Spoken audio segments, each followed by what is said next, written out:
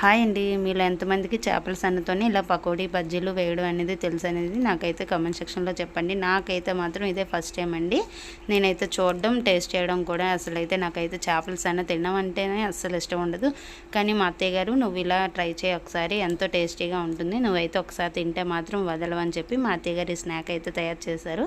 First అయితే చేపల సన్నను అంతాను సపరేట్ చేసుకుని దాంట్లో ఆనియన్, పచ్చిమిర్చి అండ్ కారం, పసుపు, ఉప్పు, శనగపిండి, వరిపిండి అన్నీ వేసి చక్కగా పకోడీ మిశ్రమం లాగా అయితే కలుపుకున్నారండి. ఆ కలుపుకుని ఈ మిశ్రమాన్ని ఆయిల్లో వేసి బజ్జీలా వేసుకుని బాగా రోస్టెడ్గా గోల్డెన్ కలర్ వచ్చినంత వరకు అయితే ఫ్రై చేసుకున్నారండి. ఫ్రై చేసుకుని నాకైతే ఇచ్చారు టేస్ట్ చేయమని. నేనైతే టేస్ట్ చేశాను. అసలు ఇష్టం లేకుండానే టేస్ట్ చేశాను. తిన్న తర్వాత ఏమైతే మాత్రం అస్సలు వదిలిపెట్టలేదండి. ఎంతో టేస్టీగా చాలా బాగున్నాయి. ఫస్ట్ టైం తిన్నా కూడా నాకైతే చాలా భలే నచ్చాయండి. మీరు కూడా తప్పకుండా ట్రై చేయండి. ఎలా వచ్చాయో చెప్పండి. బాయ్.